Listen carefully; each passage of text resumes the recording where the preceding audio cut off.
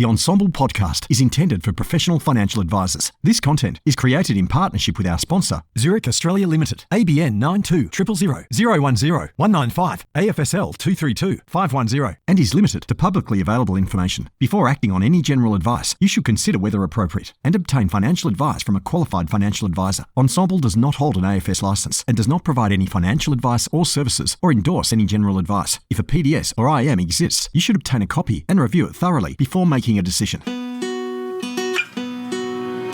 Hi, I'm Andrew Rocks from Ensemble, and I'm thrilled to be bringing to you the podcast Engine Room that's devoted entirely to the practices or the business of financial advice. Over the course of the next many months, we're going to be interviewing Australia's best independent and boutique advice firms, their practice managers, their GMs, on what environment is conducive to being a best practice, how they keep talent, how they attract talent, and what the future of financial advice is. It's the Engine Room podcast. Welcome aboard. Zurich is proud to be supporting this episode. The Zurich and OnePath Advisor portal is more efficient than ever before, giving you access to 2 leading brands with 3 highly sought-after products, underpinned by 2 powerful underwriting engines, all with 1 simple sign-on, making it easier for you to do business and perform at your best. Hi, and welcome to another episode of the Engine Room. I'm Andrew Rocks, and today I'm going to speak to someone special. Stop it. Self-proclaimed special. Actually, no, I made that up. I'm speaking today with the founder and CEO of Pivot Wealth, Ben Nash. Good morning, Ben. How are you? Good to be here, mate. Good to be on this side of the microphone. For once, that's right. And it's also great to be interviewing someone who's a fellow passionate Ensemble person and a fellow director of Ensemble. So without any further ado, we'll get into it. And given that this is a very rare opportunity for you to be on the other side of the thing, you better behave yourself in this podcast. Mate, I'm just sitting here just waiting patiently for my question, so bring it on. Well, what I'm dying to hear about is the Pivot Wealth journey, but more importantly, just a bit about yourself as far as, how you've got to where you are with Pivot Wealth, your journey, some of the trials, tribulations, and then, a bit of a vision of where you're looking to take it. But, what's the Ben Nash story? Well, good to be. I suppose when I started in advice, it actually took me a bit to get into it. I didn't go straight from school into uni. I went out, started working, making money, and it was only a few years later that I randomly got given a book about finance that sparked an interest in investing. And then I sort of went down the rabbit hole from there, went to uni, studied finance, fell into a job in a pretty big, well-known financial advice business that will not be named. And it was a great place to learn. Really solid shop from a technical, strategic perspective. And then I was there for a couple of years, started getting a bit of an itch, but too scared to take a leap. Thankfully, they did our jobs for us and made most of the advice team redundant. From there, left and went to a small business.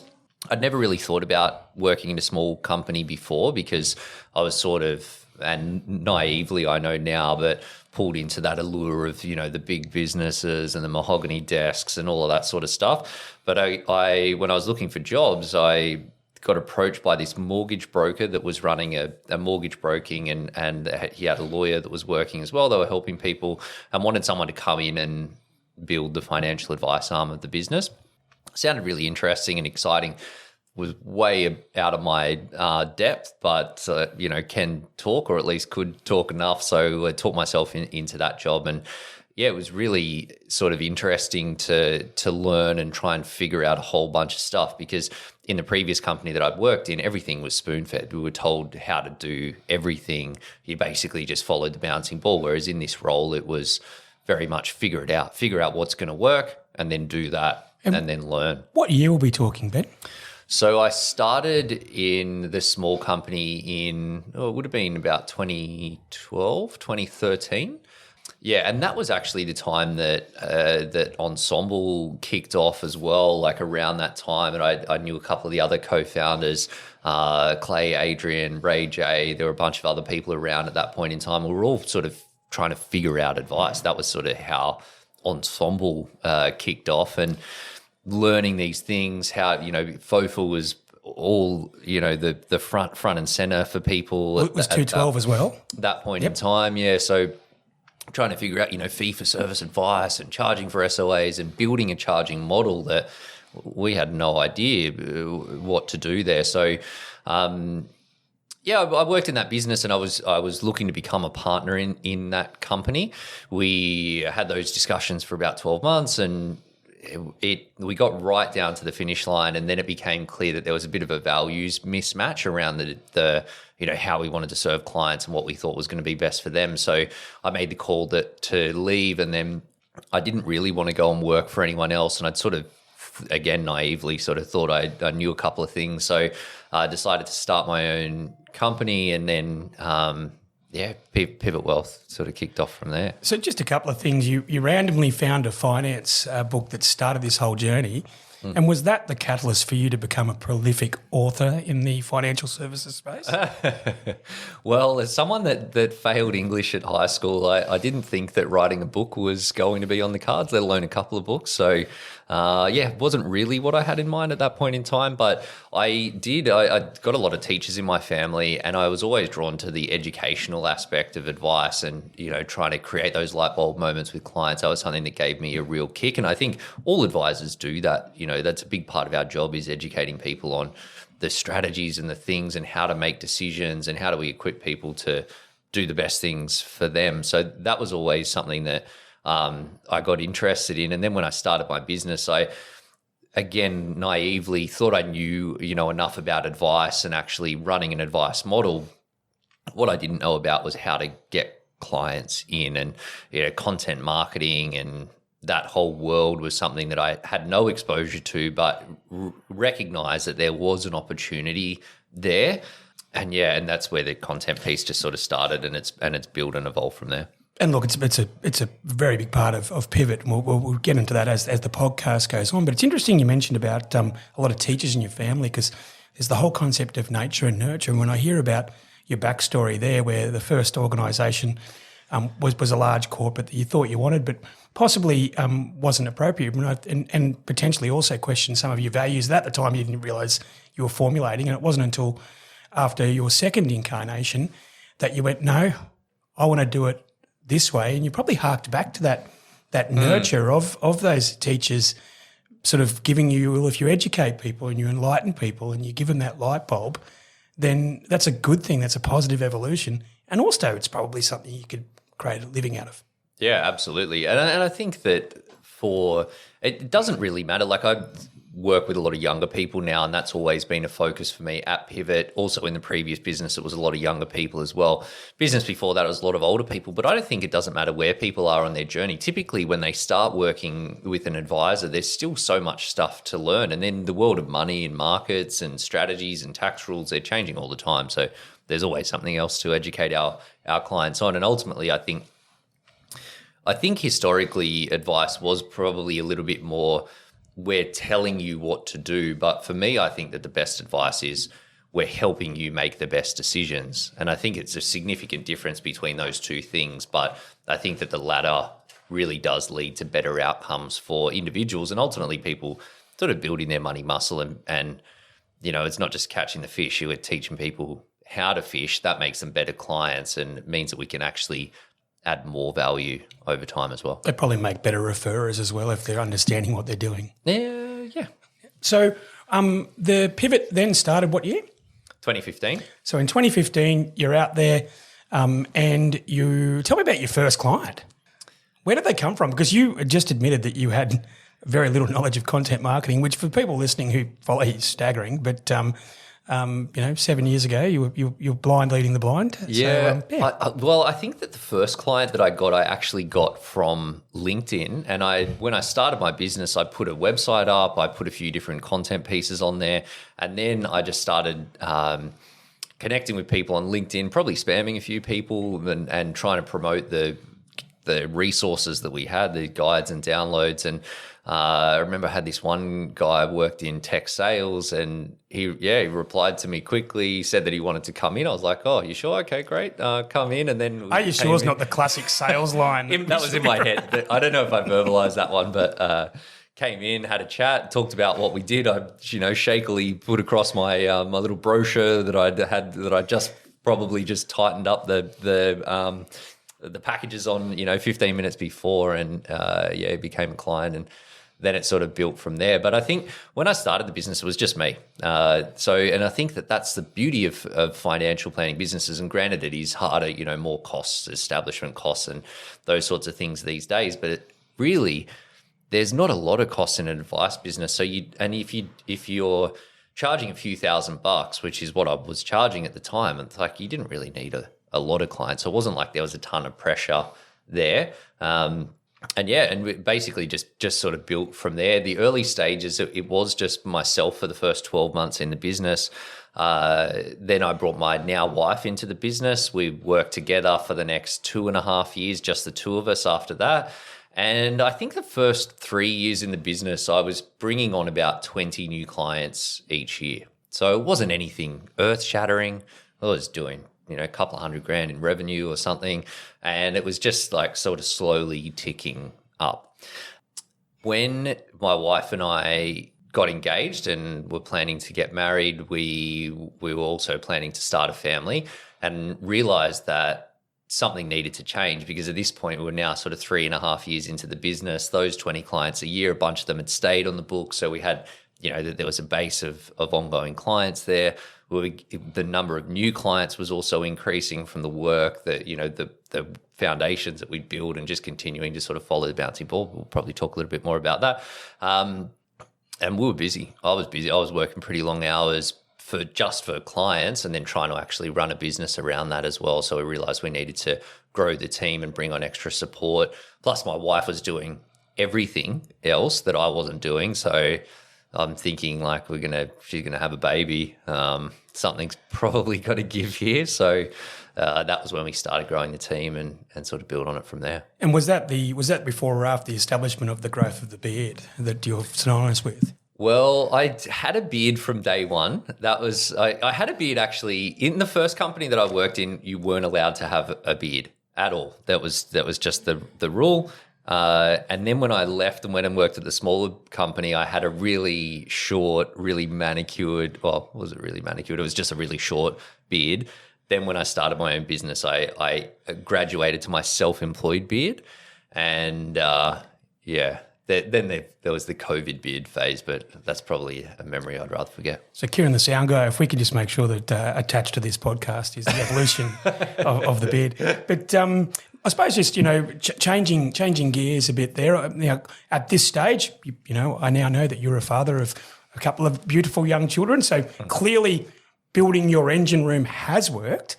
So maybe give me a bit of a feel for where the current state of your business pivot is, at two aspects, because one of the unusual, or in fact impressive parts, is the engine room that you have to bring clients into your organisation. That is particular and quite voluminous that I'd like you to talk about. And then once they're in, just the org structure and how you get people to do things and what motivates them. So maybe if you want to start with what you've done to bring people in.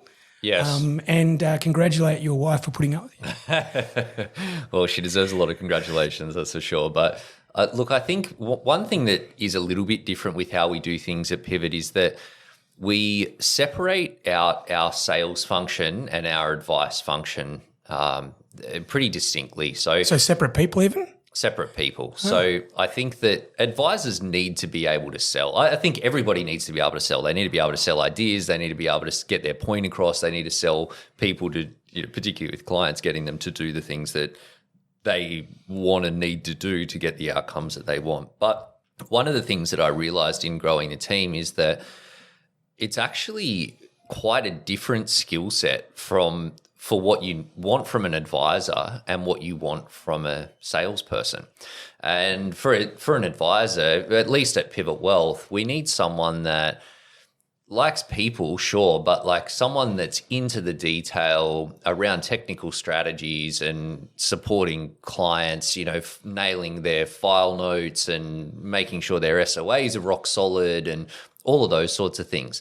That's not necessarily, in fact, it's not actually the same as someone that thrives on, building relationships and selling people, just talking to people all day, every day. We actually, for an advisor, we're looking for someone that's probably a little bit more detailed orientated, maybe even a little bit more introverted, that is going to nail all of that detail so that the clients can rest easy knowing that we're all over that stuff behind the scenes. Whereas for a salesperson, we want someone that can talk your ear off and just loves being in conversations, but we don't really want or need someone that needs to be super detail orientated. In fact, you probably don't even want someone that's super detail orientated, because when people are buying, they're buying, at an emotional level, at a bigger picture level, rather than an ultra detailed level, at least in my experience. So one of the questions I'm going to ask when we get into the people section, and just make sure I do remember this, is that you're talking about distinctly different sort of hemispheres of the brain, left brain versus right brain. And what I'd be really curious to learn in due course is do you recruit specifically for that? And if you do you use any tools? Yeah, so like at the moment, we're recruiting for a salesperson and an advice person, two separate people. So we use a few different ways that we assess people, but one of the big ones that we use is the Wealth Dynamics Profiling by Roger Hamilton. Basically, for anyone that's not familiar with that, it just has that there are 4 different energies. There's people energy, detail energy, creative energy, and timing energy. So for a salesperson, we're looking for someone that's more on the people side, but they don't necessarily need any of the detail energy, maybe a little bit, but probably not. Whereas for an advisor, we want them that's heavy on the detail side. Ideally, a bit of the people stuff as well, but really the detail needs to be there. So we look at that as a big part. And we know, that for me personally, I don't have any people energy, if you look at my profile. But that's going to be shocking for our listener, to be brutally honest. And I did know that was going to be a point, because I do know you as a very specific, detailed individual who has managed to teach yourself how to do the people side. Would that be fair to say? Yeah, and I can do it, and I have done it for years. For 10 years, I did all day, every day, and still do for a lot of days. I'm talking to people all day. But if I'm just meeting after meeting with people all day, at the end of the day, I feel drained. If I spend a whole day working on a spreadsheet or a project or a process, I feel pumped and I want to work all night. So that's what we want. And it's like we got 2 business coaches, and we'll probably talk about this in a bit more detail, but both of those coaches, they've got tons of the people energy and they've got very little of the detail energy. But both of them, and they have helped us with stuff in the past where it's like, if we're working on a process and they know that something needs to be done, they can detail up a storm to get it done. And I think that's the thing with all A-grade players, that for us, when we hire an advisor, it's not like they're not going to be out of their element talking to people. Of course they're not. Like a sales manager wouldn't be out of their element knocking out a process if that's what needs to be done. But we want someone where it's largely in their flow, so that they're not pushing shit uphill all day, every day, and then feeling frazzled at the end of every day. So let's throw caution to the wind. Who are the coaches that you use? We use Abundance Global, David Dugan. So been working with him for 6 or 7 years, and Michael Back is our other coach. Again, we're actually back his first client after he started his business, and have been with him all the way through. So that's a human-to-human business? Human to human. Yep. Yeah. Both legends in their spaces. And yeah, they've now, I think, like with any good coaching, it's the same with our advisors, that a big part of the value that they bring is that they understand us and our business to a level that when something comes up, a challenge or an opportunity, that they know how we will respond, because there's no one right thing to do. Like for our clients, when a COVID market meltdown happens, there's no one right way to invest off the back of that, but there is one right way for our clients, and that's what they sort of guide us to do.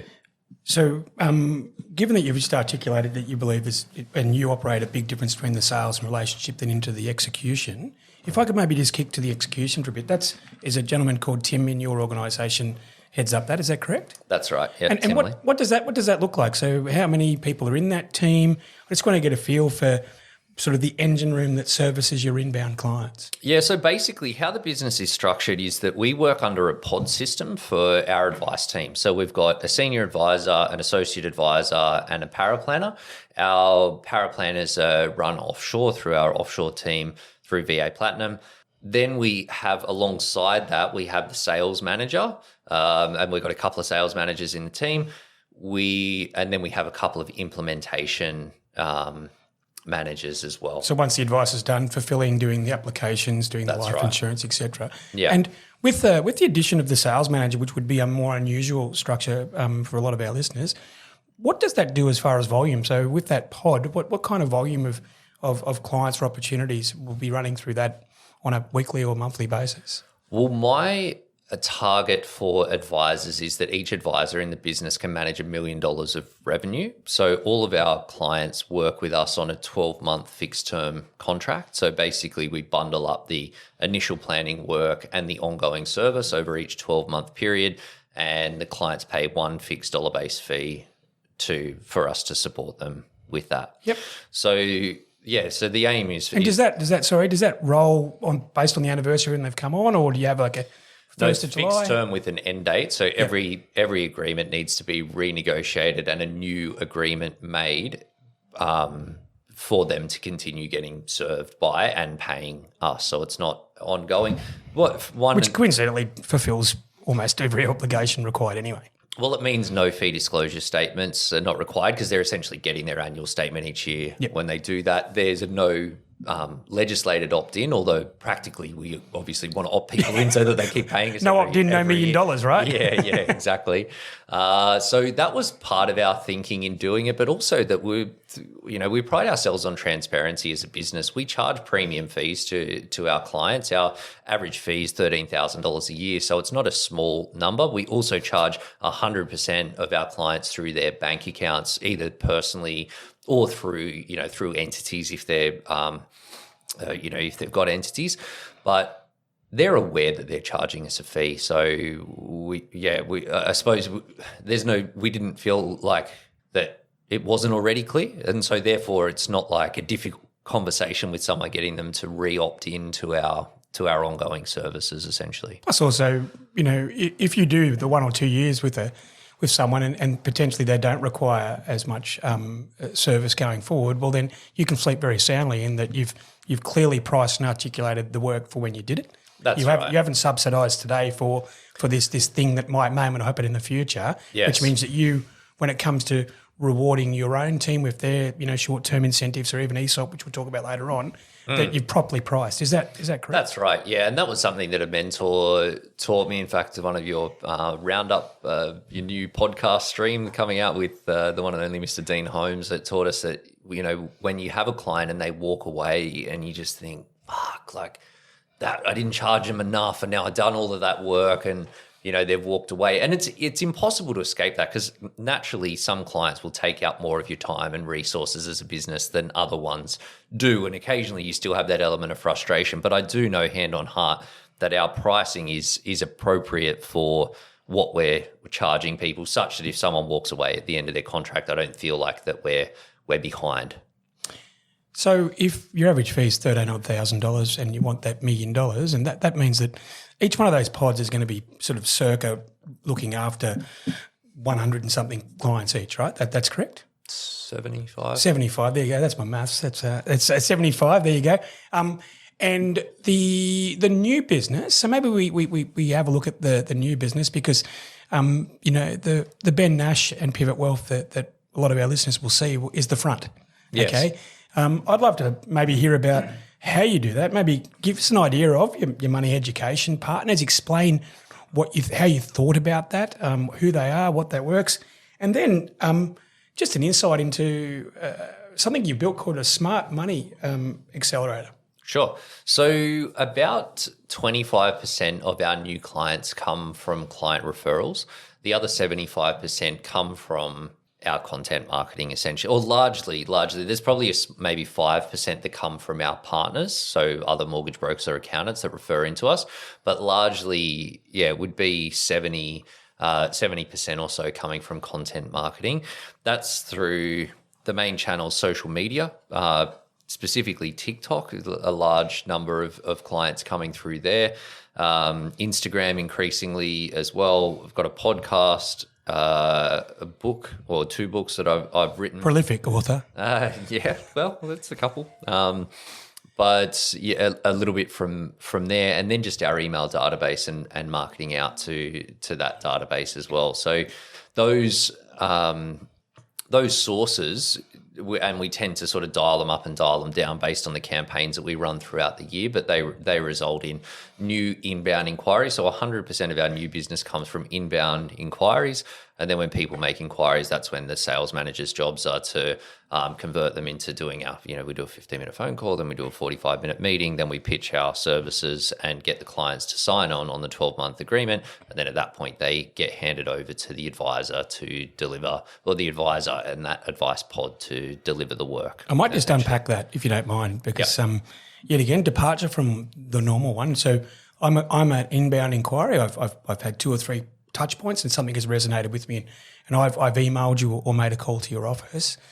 The sales manager, the team lead, they then give that person a call or a Zoom or a Teams, whatever it is, and you run through. Is it a fact find light or what's the thing that you do to get them into a position where they want to then commit for 12 months and then go down and execute? Yeah, so there's a 15-minute phone call and then a 45-minute meeting. The purpose of the 15-minute phone call is to make sure that we can help them and that they can afford to pay us. That's it. Simple as that. We're not, sort of beating around the bush, and we're very, very clear with our new the inquiries about how that all works, essentially.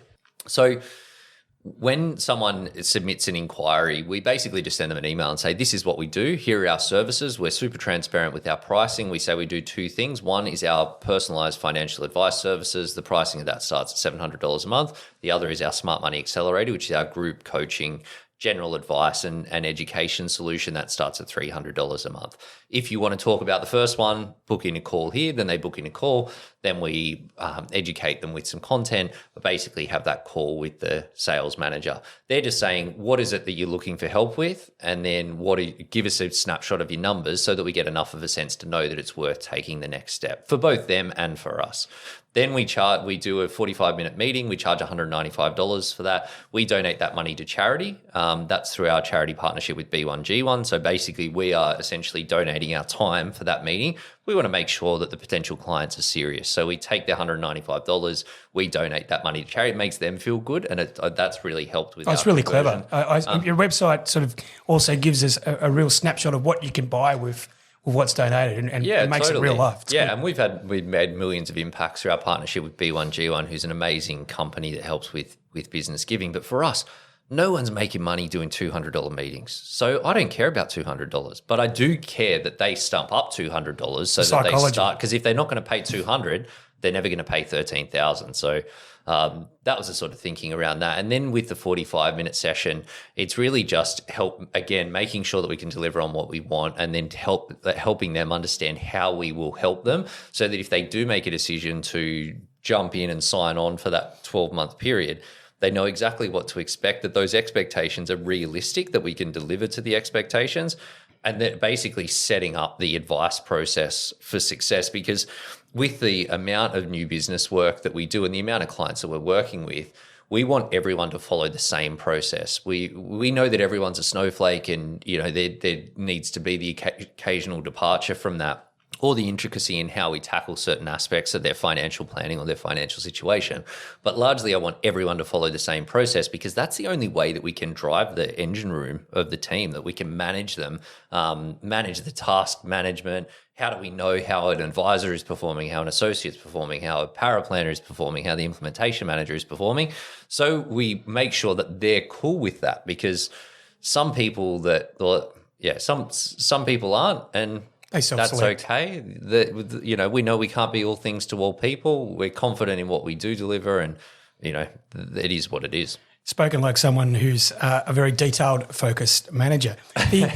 What I'd really like to know is, the handover. So the handover from the cool relationship-focused person who's really bonded with this person, they've then sold them this great opportunity, and then at some stage they're handing them to the detail-focused person. So how do you craft that so that it's a seamless handover and almost seen as a win for the client? Yeah, well, we do. I've put together a video that explains how we work together as a team and what people's different roles are, because as you sort of touched on it, as anyone that's sort of come across Pivot will know that I do most, like 90% of the content is me. So I'm sort of like the face of the business, but I actually don't take on clients. So we put together some content because I keep getting that question. It's like, oh, can I do the call with you? Can I do the meeting with you? Can you be my advisor? I'm like, well, very reminiscent of Paul Clitheroe back with IPAC.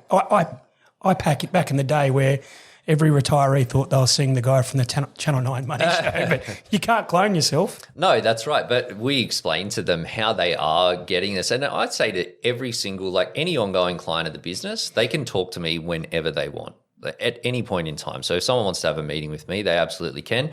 There's a few of them that take it up, not a lot. But that's because the team are amazing at what they do. That's why they're doing their job. That's why they are the team. Yeah. Perfect. So we know that the sales managers do the front end, they shepherd them through, then they introduce them to the advisor there. And when I say that we hire people and maybe they're a little bit introverted, all of our advisors are great people, and they start strong in those relationships, and they know that in that intro call that they want to pick up on the great work that the sales managers have done to bring them into the tent, set the expectations, set the agenda, pump them up on the opportunity.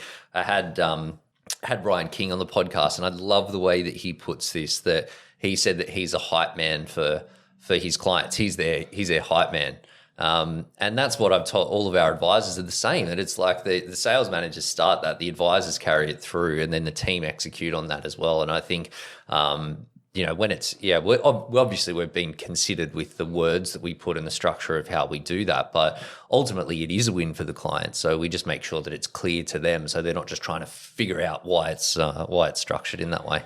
And you are self-licensed, and you've just explained how, you're conflict-free and whatnot, but ultimately you would... Did I say conflict-free? Is that a restricted term? I don't think I said that. I probably didn't say that. Are you a shadow shopper? Or? Huh? I can tell you're not an advisor anymore, Roxy. I did accidentally say ICAC instead of IPAC about 5 minutes ago. ACCC, CAC. So, but is there any... So the way in which you ultimately invest your clients' monies, do you have any sort of like platforms or providers that you work with best from an operational perspective?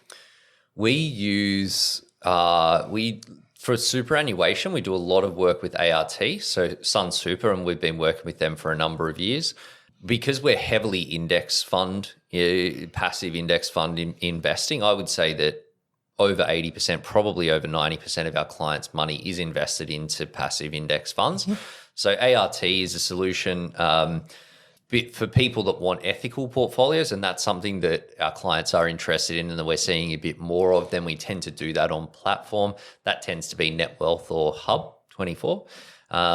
For personal investments, we do, again, similar with the platforms, or sometimes brokerages directly. Self-Wealth is one of the platforms that we've used there for direct ETF investments.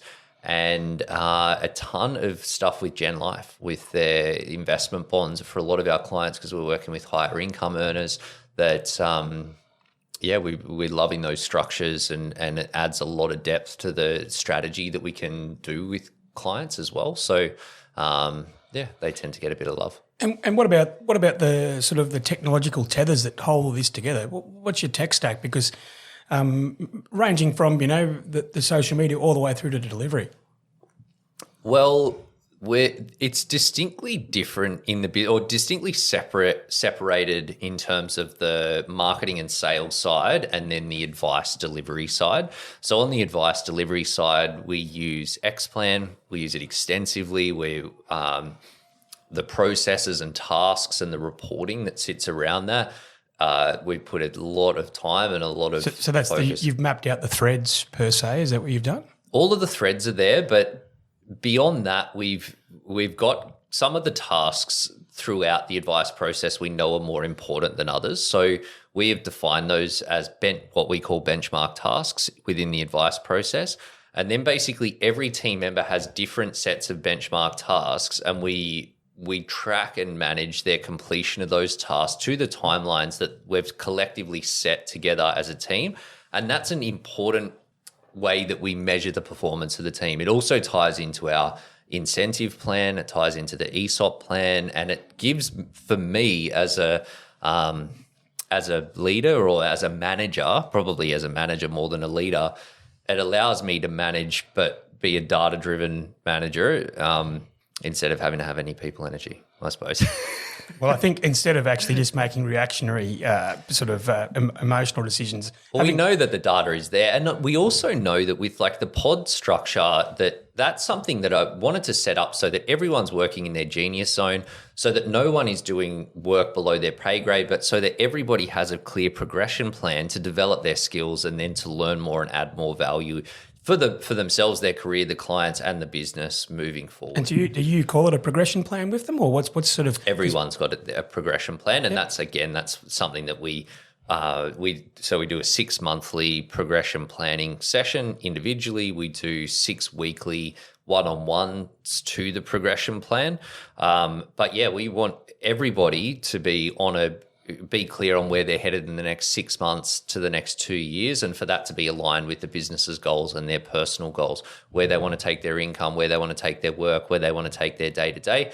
And one of the beautiful things of a growing business is that there's always opportunities for people to progress their roles in slightly non-linear paths. And I'm all about that, because if people are interested in different things, then great, let's get them involved in those things. So yeah, I feel like I've sort of covered a bit of ground there, but essentially gives me a lot of confidence in how the work is going, but with me taking a macro view.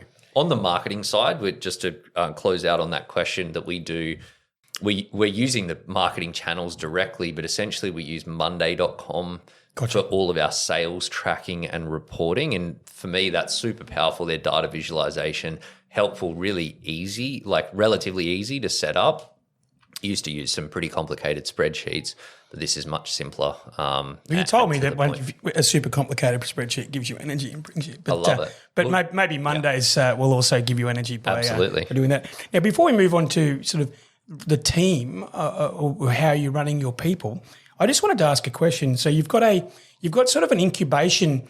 You've built an incubation for future clients around that smart money accelerator and whatnot.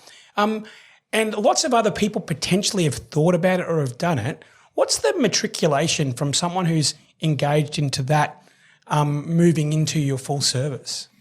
Yeah, so the Smart Money Accelerator is, like you say, it's like an incubator solution that what we realize we're generating all of these potential clients, these leads or these prospects, and we know that at our average price point of $13,000 a year, that there's a pretty significant contingent for law of large numbers, that there's a lot of people that aren't quite ready for our full financial advice service. So we wanted to do something to keep them in the tent. Absolutely. To make some money and to also help them get to that point faster. So we developed this Smart Money Accelerator service where we can do that. So basically, essentially help them save more money, invest more money, but importantly, keeping them in the tent with regular touch points and interactions with the business so that they can step up when it is appropriate for them to do so. We only launched that in March. So I launched it to coincide with the launch of my book when that came out. What's the book called, Ben? Replace Your Salary by Investing. Subtle, not subtle plug. Get around it on all good booksellers of choice. But yeah, I wanted to put it out so that it lined up essentially with that, because I figured that's going to get out to people as well and probably cast the net even wider. That again, I know that there's a lot of things that people can do, and previously we've been letting those people just figure it out and broadly stay in touch with us, but we wanted to make something sort of a bit more formalized. So it's still pretty early days, but we have had a number of clients already that have joined and then graduated through because they get a sense of what we're about. They see that it's not scary. They see what the opportunity is. And I've also been thinking that sometimes for people that are actually at the start ideal clients for the $13,000 thing, that maybe they don't want to commit that much money because they don't know. And it's all well and good to have a great sales meeting and have a lovely brochure and have some nice TikToks from someone. But it's another thing to pony up that level of commitment. So committing at $300 a month and then going, oh yeah, actually, no, this sounds pretty good. Yeah, it lines up with what I'm thinking.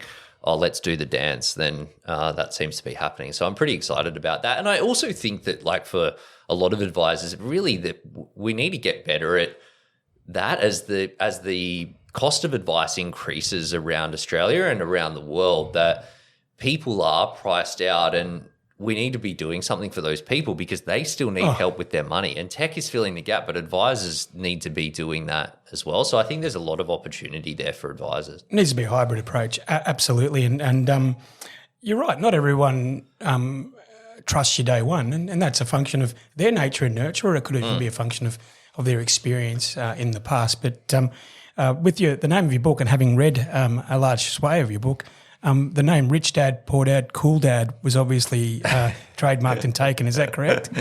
Totally. Yeah. The naming is not my strong suit. I had to get Clayton to put the name on my first book. So at least this one I did come up with on my own. But fantastic. Pretty practical. Like, it does what it says on the tin, I suppose. So we've spoken a fair bit about where you've come from and the machine that you've built and and we've probably enlightened some people, the fact that the marketing doesn't come naturally to you, but you have a data-driven analytical approach to it with a real ethical and transparency bent, which comes through in spades.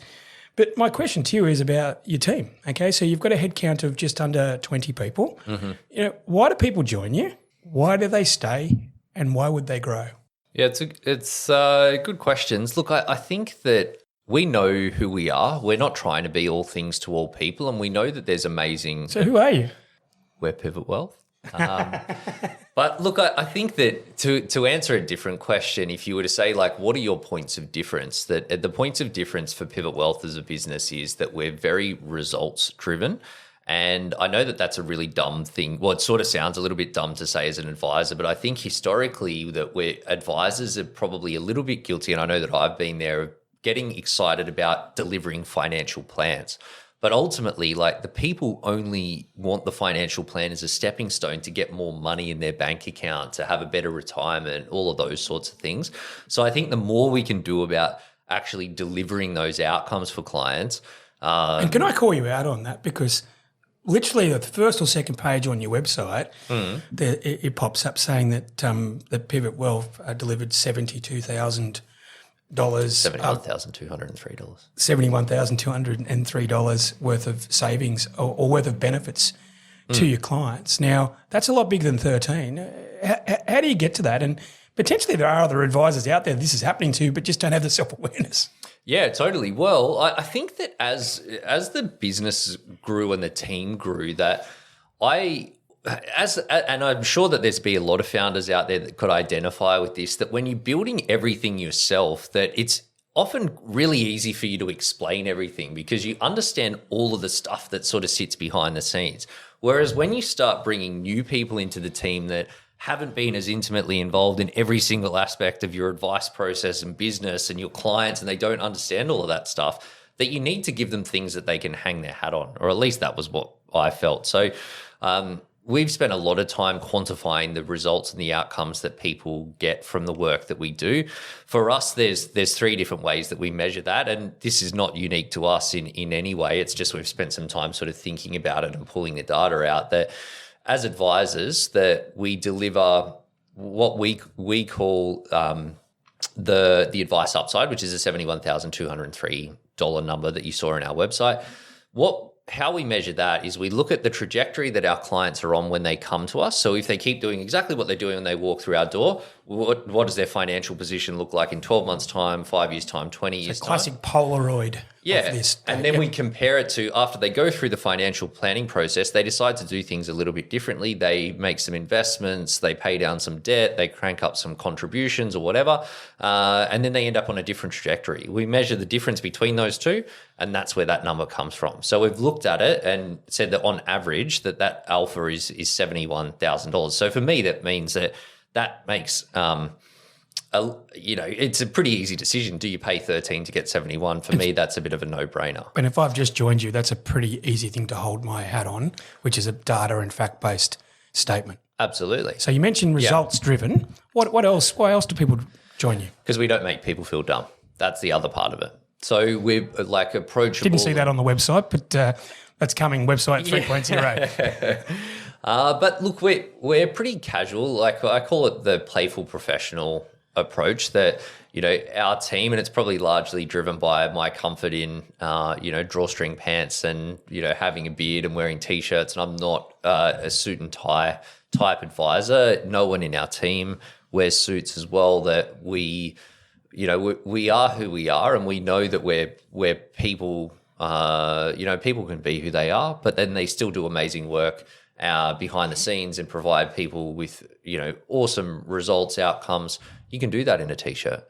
So our clients get that and they're comfortable with that. And I think that for our team that, we've particularly with advisors that we've had them that have joined from the, bigger institutions and, not having to wear a suit every day is pretty compelling. But also having authentic, frank relationships with our clients. And I know a lot of advisors do that as well. But, really just because we are so heavily involved in people's lives and lifestyle planning to drive the financial decisions that they make, that you end up like being a really crucial part of someone's life and helping them shape the decisions that they make. So I think to go back to your question, it's that the work has a real impact, that it does actually work. We're incredibly transparent in what we do. We're one of the few businesses around the place that are entirely fee only. So if you guys don't deliver, like if you don't deliver, they're not coming back for the next 12 months. So, That's right. It puts massive competitive pressure on everyone playing A grade.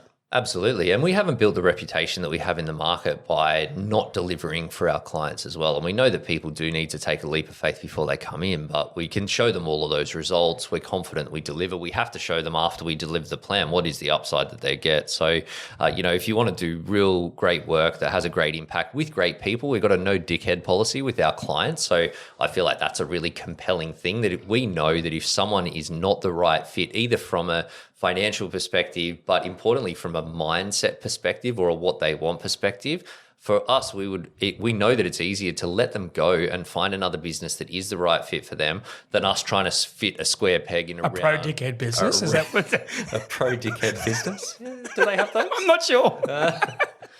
But anyway, it's, good work with good people that respect and value the work that we deliver for them, because we know that that's the only way we can create the good long-term relationships. What that means is that people's days get to be enjoyable. Plus, also, just while we're talking about selling points, that because of that structure of how the business works, is that we've got specialists in all of the areas. For an advisor, they don't have to muck around with sales meetings and prospecting and having 5 hours a week or a day a week taken up with chasing up people and trying to get deals done. We've got people for that. Because you've got a business development manager or a sales role specifically for that, yeah? That's right. And we've got I think you mentioned earlier for that and implementation people, and we've got associates to do that. Basically we only want the advisor to do what the advisor needs to do. Then we've got the associates, and they love trying to do stuff that the advisor can do because they're developing, but it means that the advisor part of their progression plan, gets to do less. Yeah, exactly. Yeah. So I'm a big one on, people working in their genius zone and then having other people develop into the stuff that they enjoy doing less. So on that, your team, I'm here today in your wonderful podcast studio in George Street in Sydney, but you're a hybrid team, a work from anywhere, you've got a global team. Maybe you give us a feel of where you are now and what things that you and your team put in place to maintain sort of the cadence of operational cadences as far as meetings, but also how you have fun together, given that you are potentially not all in the same office. Yeah, well, we've got the 2 office locations. So we've got one office in Cebu through VA Platinum that the guys work out of there, and there's a number of other businesses. It's a co-working space like this is a co-working space that we're in today. Our Sydney team or our Australian team is all based out of our Sydney office. Yep. Although we do have work from home, we've got flexible working arrangements, but all of our team members are primarily based out of the Sydney office. And the reason that we do that is we're a growing business. We know that everyone's developing and learning, and we learn better as much as you can crank out work on Zoom. We learn better when we're working together. Yeah, and I think, and you don't have the luxury when you are a growing business to make mistakes. Yeah. And have big blind spots. And it's easier, yeah. And we've got a lovely office here, there's sparkling water on tap, which we're enjoying here. We've got the golf sim upstairs, the ping pong table downstairs. We've got a lovely space there so that people can work in a good space and also bring a good vibe into their meeting. Even though we're still doing 99% of our meetings are done virtually with clients, I think having that good space is important. And I'll play devil's advocate here because if we had $1 for everyone who said, people stay with us because of the ping pong table, they do stay with you for the first little bit because of that. But in reality, it needs to be about their career progression, both from an intellectual but also a financial perspective. At Pivot, have you introduced things like a employee share scheme or any other kind of rewards that enables your team members to flourish? Yeah, well, I think that, talking about the engine room, that it was 2 years ago that we started really ramping up the focus on team, basically, and we sort of skipped a couple of steps in terms of the evolution of the business, but we had a really small team. Then COVID happened, market melted down, then it started going ballistic, and at that time our team basically tripled within the 12-month period, our team size. Wow. So we grew from 6 to about 18.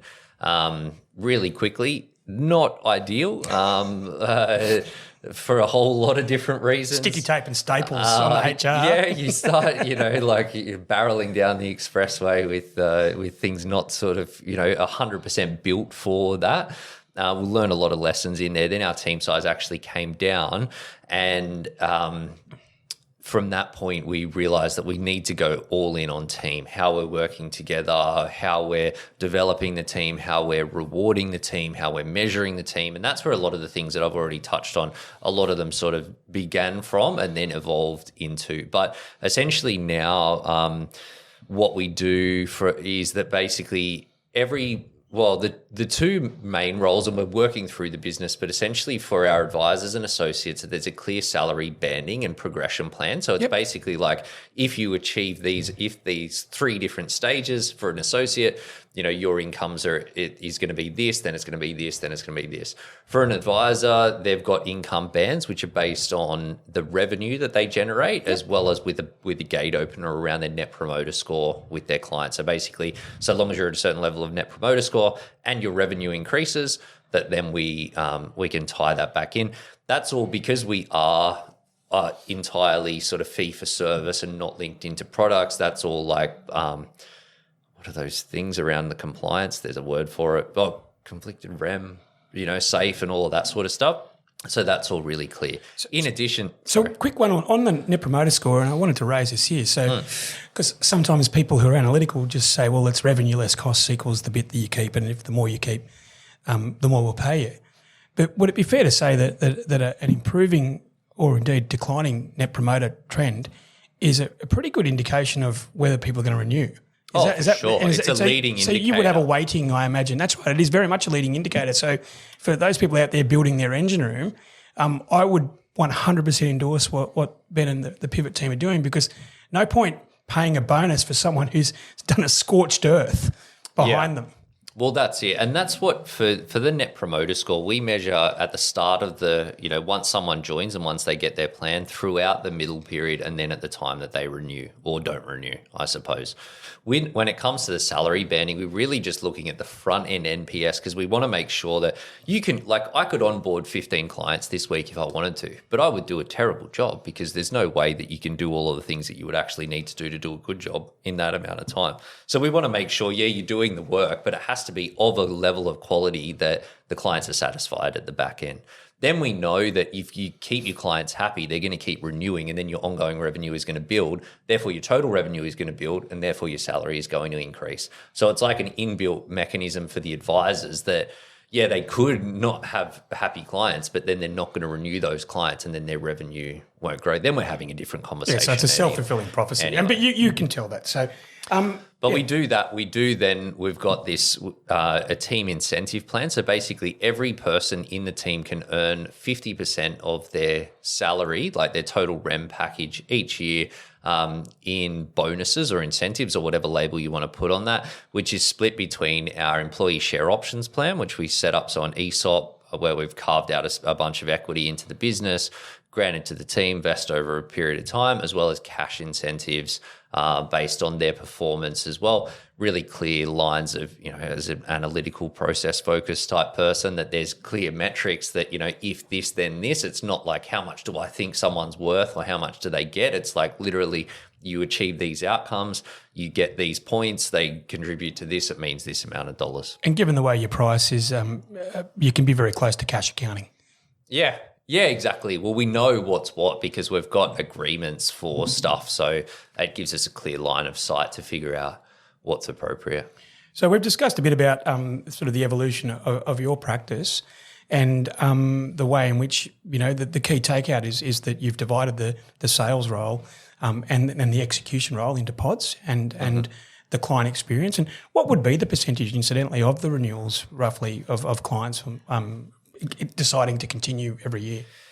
It currently sits around 50%, although we've gone through a couple of evolutions of our service in the last 2 years, such that the current evolution in its format is only just over 12 months old. Okay. So data coming for, but maybe asking in 12 months' time. Yeah, because we only switched to the 12-month fixed-term contracts on the 1st of June.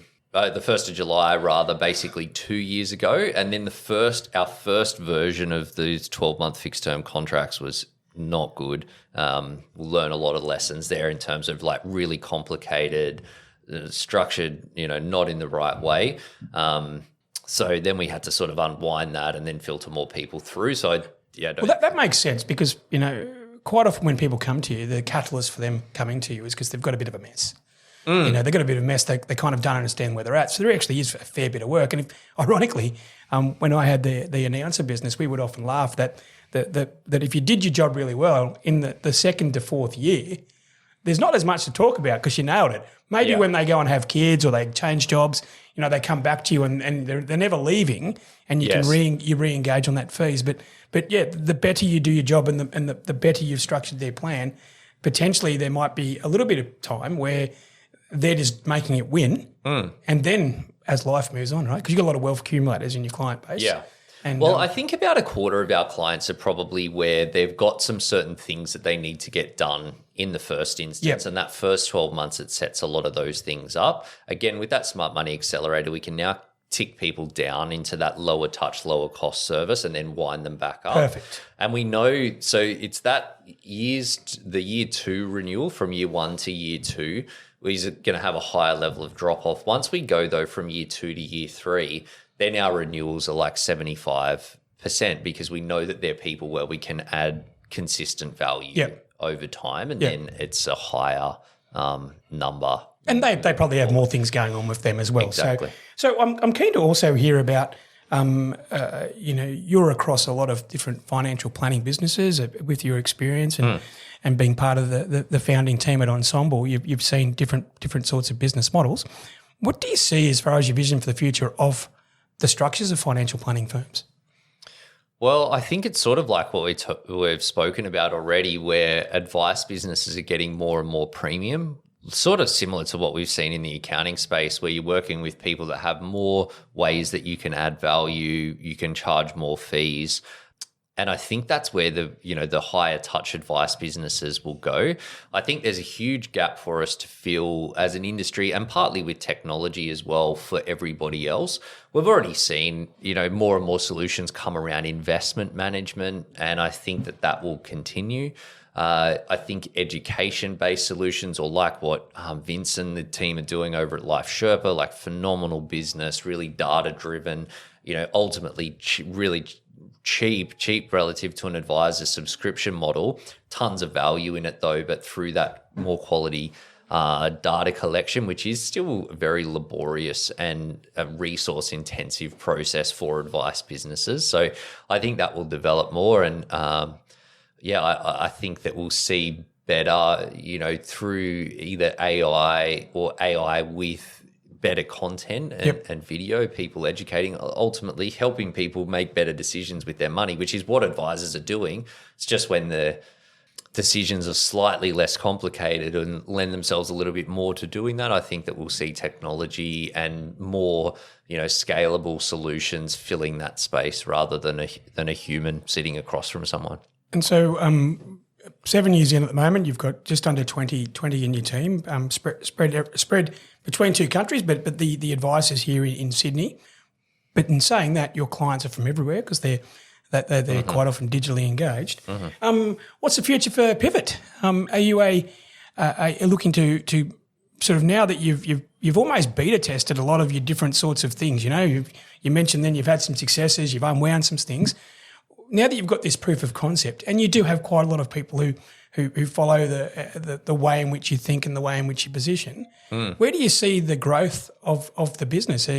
Would you be interested in growing it into different states, or what's your vision? Yeah, well, our grand vision is to have 100 advisors in the team, 2028, looking after $100 million of revenue. So pretty, that's actually scares the shit out of me. We didn't speak about this before, but that's just blown up fairly well. So, okay, so you need to find 100 advisors. And so 97 advisors.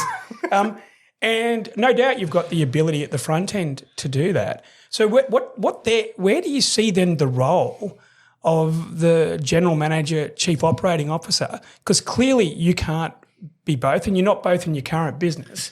So are we going to be seeing a new Ben Nash, or are you going to clone yourself, or are you just going to be putting in better structures or more structures for your operations team? Well, I think that as the business grows and evolves, that we're bringing in more people to drive different parts of the engine room of the business. So the last 2 years have been really, particularly the last 12 months have been really consolidation periods for us as a business. Going back 3 financial years ago, we were growing between 50 and 75%. From last financial year to the one that just finished, we grew by, the year before we grew by 15%. Last year was closer back to 50%, but it's been slow. It feels slow after growing at 75% a year. So trying to sort of pump the brakes and make sure that we had our structures, engine room right before we keep going down the path, I think took a fair bit of patience. But as I see it, there's 6 engine rooms in the business. You've got your leads, conversion, client delivery, operations, leadership, and your product and innovation. So over time, the intention is to bring in people to head up those engine rooms and then remove the dependency from me for doing it. I'm still currently responsible for 4 of the 6. I've got Tim that's driving a couple. Actually, just one of our superstars about to come back from mat leave, so she's going to take over 1, potentially 2, and I think that evolution will continue. I think for any advice business to be successful, you want to have people. You don't want to be dependent on any one person. It doesn't matter who that person is, even yourself in the business. Yeah, and as much as I enjoy creating content and educating people and being on social media, I think for me, success is that's all happening without me having to do that. Not to say that I won't, but just without it needing to be what happens for the business to be sustaining. And I think it's fair to say to get to that 100, that will have to be at some stage in the journey. Has to. But in the very short term, we spoke. So many TikToks I can do. That's it. In the very short term, we spoke just before this about, I said, well, right now, where's your problem or your need? And you basically said, look, we have an extraordinary number of inquiries, but we're deficient one senior financial planner to do the executional work and one BDM or business development manager or sales person right now. So are you literally looking for people as we speak? Yeah, so we're recruiting for a sales manager and a senior advisor at the moment. They're the 2 big ones for us. We've got a ton, and it's increasing. So is that the evolution of a new pod? Is that what you're thinking? Well, no, because we've got 2 sales managers at the moment, but one of them is a financial advisor, and he's actually a really great sales manager, but he really wants to be an advisor.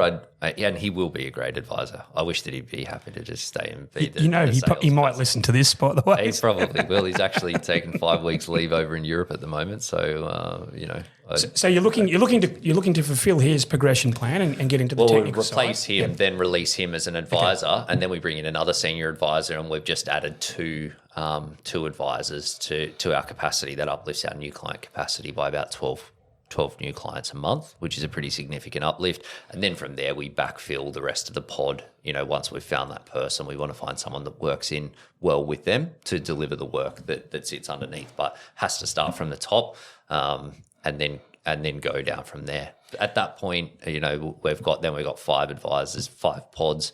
You've got to times that by 20, by 2028. Game on, yeah. So apart from being a charismatic frontman in your business, you're a fellow director of Ensemble, and the big positive of that is that you're in the trenches. You're working in a business. You understand all the positives.